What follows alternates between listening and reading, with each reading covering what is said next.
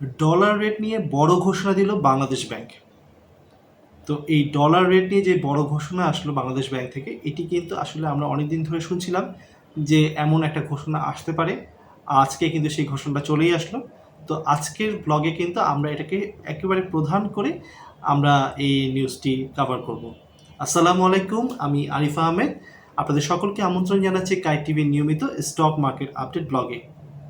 আজকের ব্লগে আজকে এই 14 মে 2025 তারিখে স্টক মার্কেট রিলেটেড যে যতগুলো নিউজ পোর্টাল রয়েছে তাদের যে শিরোনামগুলো করা হয়েছে সেই শিরোনামগুলো আপনাদের সামনে তুলে ধরবো আজকের এই ছোট্ট ব্লগটির মাধ্যমে।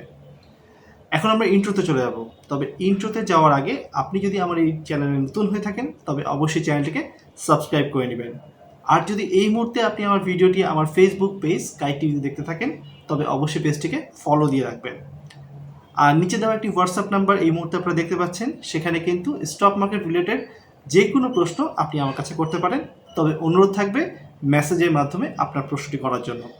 তো আমরা ইন্ট্রোতে চলে যাচ্ছি। ইন্ট্রোর পর বিস্তারিত ভিডিওটি দেখবো ইনশাল্লাহ। ধন্যবাদ।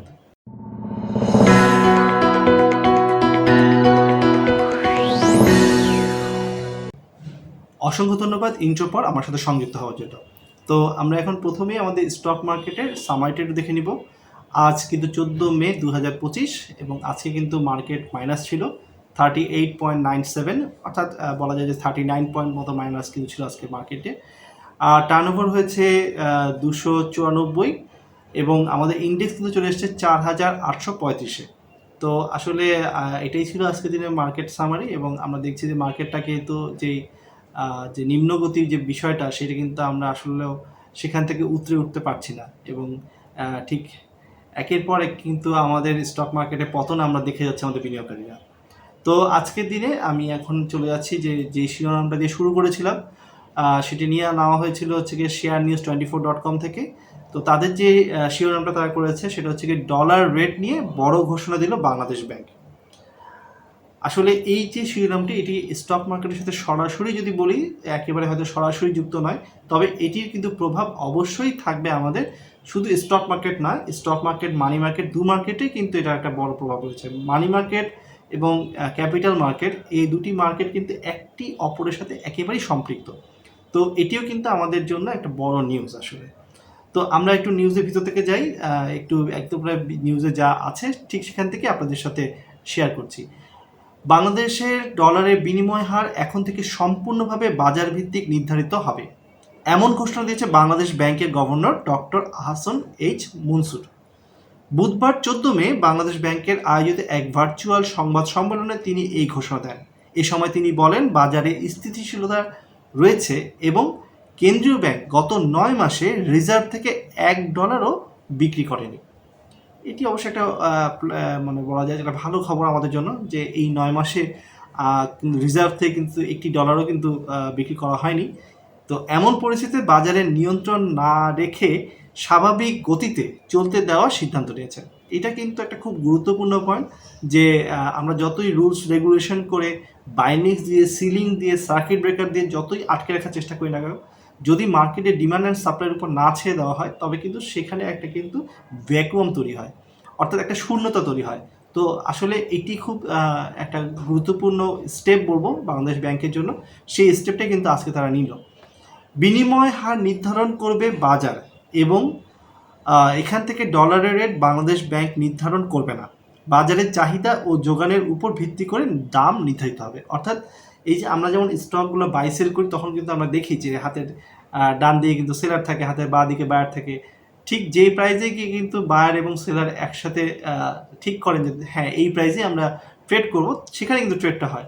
তো ঠিক এইভাবেই কিন্তু এখন থেকে ডলারের মার্কেটটাও ঠিক এই চাহিদার উপর ডিপেন্ড করে কিন্তু এই রেটটা নির্ধারণ হবে বলে এইখানে উল্লেখ করা হয়েছে। দীর্ঘদিন 122 টাকায় স্থির। গভর্নর বলে ডলার রেট দীর্ঘদিন 122 টাকার আশপাশে রয়েছে, হঠাৎ করে 140 বা 150 টাকা হওয়ার যুক্তি নেই।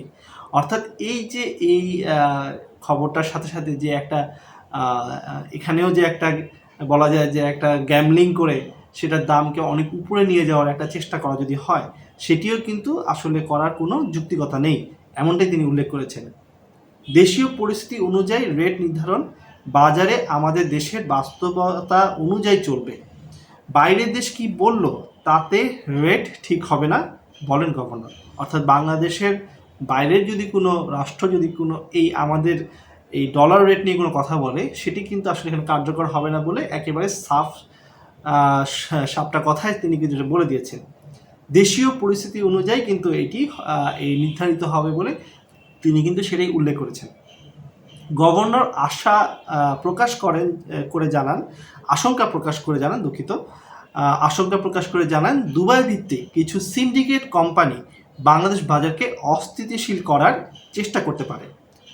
তিনি বলেন, এমন কোনো অশুভ শক্তি যদি অনৈতিকভাবে বাজারে প্রভাব ফেলতে চায় তাদের বিরুদ্ধে আইনগত ব্যবস্থা নেওয়া হবে।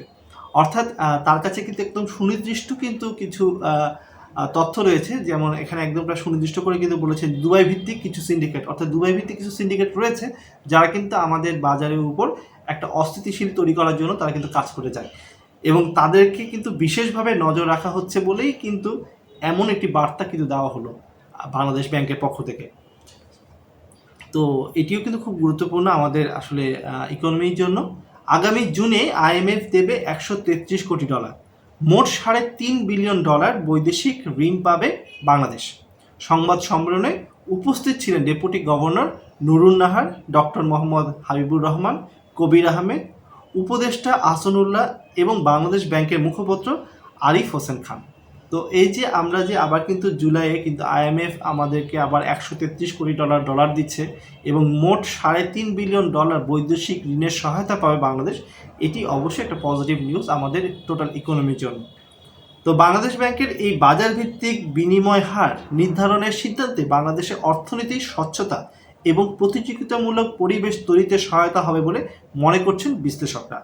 তবে কেন্দ্রীয় ব্যাংক সতর্ক রয়েছে যেন এই পরিবর্তনে কোনো সিন্ডিকেট বা অশুভ শক্তি বাজারে অস্থিতিশীল না করতে পারে। তো এটি আসলে কিন্তু যখন এরকম একটা কোনো সিদ্ধান্ত আসে তখন কিন্তু একটা কুচক্র মহল থাকে বা একটা সিন্ডিকেট থাকে, তারা কিন্তু চেষ্টা করে সেখান থেকে কীভাবে বেনিফিট নেবে। তো এই বেনিফিটটা নেওয়ার যে তাদের যে প্রয়াস, সেই প্রয়াসে কিন্তু আগে থেকেই কিছুটা হলে পরেও এই বিবৃতি দিয়ে তাদেরকে থামিয়ে দেওয়া হলো যে যদি তারা কোনো রকম এরকম কোনো কাজের সাথে লিপ্ত হয় তবে কিন্তু কঠোরভাবে আইনগত ব্যবস্থা গ্রহণ করা হবে বলেও জানানো হয়েছে এই সংবাদ সম্মেলনে। তো আমরা চলে যাচ্ছি যে আমাদের পরের যে আসলে শেয়ার নিউজ 24-এর যে অন্যান্য যে সকল নিউজগুলো ছিল সেই নিউজগুলো একটু দেখে আসি। তাদের প্রথমে ছিল থেকে টানা পতনে ফের অস্থির শেয়ার বাজার, 300 কোটির নিচে লেনদেনটা অনেক কমে আসছে এবং টানা পতন হচ্ছে। আমরা দেখতে পাচ্ছি বিএসসি কমিশনারের শেয়ার ব্যবসার সংশ্লিষ্টতার ব্যাখ্যা, অর্থাৎ যেটি নিউজটা এসছে যে বাংলাদেশ সিকিউরিটিজ কমিশনার কিন্তু এই শেয়ার ব্যবসার সাথে যুক্ত ছিল। তো এটার উপরে কিন্তু বিএসইসি আসলে একটা কিন্তু ব্যাখ্যা তারা দাঁড় করিয়ে দিয়েছেন অলরেডি। আমরা এখান থেকেও মনে হয় একটু দেখে আসতে পারি, আসলে একটু বিস্তারিত দেখব। নিজস্ব প্রতিবেদন, বাংলাদেশের সিকিউরিটিজ অ্যান্ড এক্সচেঞ্জ কমিশন বিএসইসির কমিশনার মোহাম্মদ মহসিন চৌধুরী শেয়ার ব্যবসায় জড়িত থাকার অভিযোগ করে সম্প্রতি গণমাধ্যমে সংবাদ প্রকাশিত হয়। এ বিষয়ে বিএসইসির এক প্রেস বিজ্ঞপ্তি জারি করেছে। বিএসইসি ব্যাখ্যা ও বক্তব্য হুবহু নিচে প্রকাশ করা হলো, অর্থাৎ যেটা তারা বলেছে একেবারে সেটাকে হুবহু কিন্তু এখানে তুলে দেওয়া হয়েছে।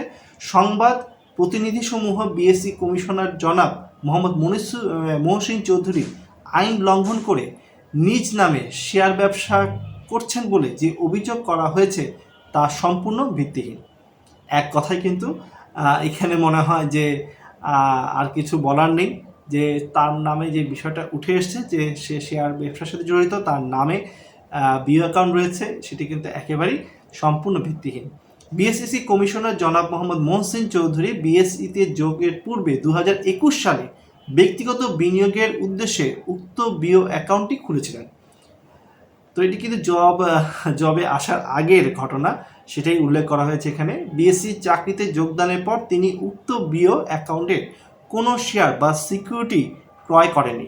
গত 2024 সালের জুন মাসে বিএসসিতে চাকরিতে যোগদানের পরই তিনি উক্ত বিও অ্যাকাউন্ট থাকা সকল শেয়ার বিক্রি করেন এবং উক্ত অ্যাকাউন্ট বন্ধ করার জন্য সংশ্লিষ্ট ব্রোকারকে নির্দেশ প্রদান করেছিলেন। নির্দেশনা অনুযায়ী আরোপিত সকল শেয়ার বিক্রি করা হয়েছে, কিন্তু ফ্লোর প্রাইস কার্যকর থাকায় শুধুমাত্র বেক্সিমকো লিমিটেডের শেয়ারসমূহ বিক্রি করা সম্ভব হয়নি এবং এ কারণে সিডিবিএল বাই ল অনুযায়ী উক্ত বিও অ্যাকাউন্টটি বন্ধ করা সম্ভব হয়নি মর্মে সংশ্লিষ্ট ব্রোকার তা অবহিত করেছে। জিনিসটা আসলে এখন আরও বেশি আপনাদের কাছে মনে হয় যে স্পষ্ট হয়ে গেল। তিনি কিন্তু চাকরিতে যোগদানের আগে আসলে কিন্তু তার এই বি অ্যাকাউন্টে ছিল এবং এই বি অ্যাকাউন্টে সে যখন বিএসইসিতে যোগ দেন তখন কিন্তু তিনি এই বি অ্যাকাউন্টে সকল শেয়ারকে সেল করে দেন। তো আমরা জানি যে বেক্সিমকো কিন্তু অনেকদিন ধরে আসলে ফ্লোর প্রাইজে পড়ে রয়েছে, তো যেহেতু ফ্লোর প্রাইজে পড়ে রয়েছে এখানে তো আসলে তার কিছু করার নেই। তো সিডিবিএল ল অনুযায়ী যদি কোনো অ্যাকাউন্টে যদি স্টক থাকে তাহলে কিন্তু সেই অ্যাকাউন্টটি ক্লোজ হয় না, তো সেই কারণেই আসলে তার এই অ্যাকাউন্টটি ক্লোজ হয়নি। এটাই কিন্তু উল্লেখ করা হয়েছে বিএসইসির যে প্রেস ব্রিফিংয়ে কিন্তু এটা বলা হয়ে গেছে অলরেডি। তো আমার মনে হয় এখানে আর কারো কোনো কনফিউশন থাকার কথা না। তো আমরা পরের যে নিউজ পোর্টাল sunbd24.com সেখানে যাচ্ছি। সেখানে আসলে উল্লেখযোগ্য করার মতন খুব একটা খবর আমরা এই মুহূর্তে পাচ্ছি না। জাস্ট দেওয়া আছে যে লেনদেনের শীর্ষে 20,000ই সূচক পতন, লেনদেন হয়েছে, এই কথাগুলোই রয়েছে। তো আমরা পরেরটা চলে যাই অর্থসূচকে এনআরবি ব্যাংকের কথা বলেছে, দর পতনের শীর্ষে এনআরবি ব্যাংক।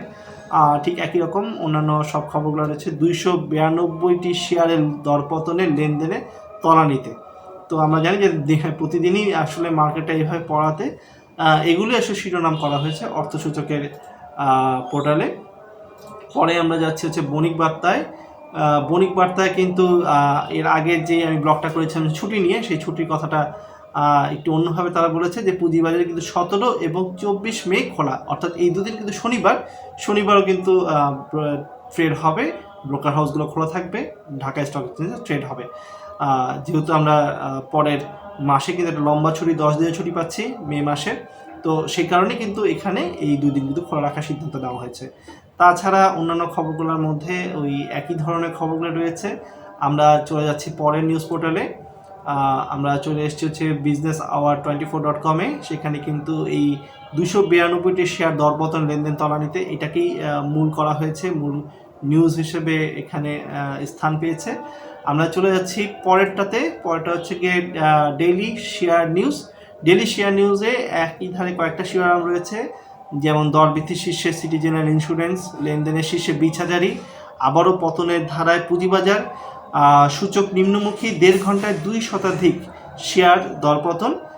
আর একেবারেই শেষে একটা ভালো নিউজ দিয়ে আসলে শেষ করতে চাচ্ছি, সেটা হচ্ছে জুলাইয়ে IMF এর ঋণের অর্থ পাচ্ছে বাংলাদেশ। তো এটি হচ্ছে একটু পজিটিভ নিউজ, এবং পজিটিভ নিউজ দিয়ে আজকে দিনটি শেষ করলাম। তো আশা রাখি নেক্সট ব্লগে আপনাদের সাথে আবার আমার দেখা হচ্ছে। ততক্ষণ ভালো থাকবেন, সুস্থ থাকবেন।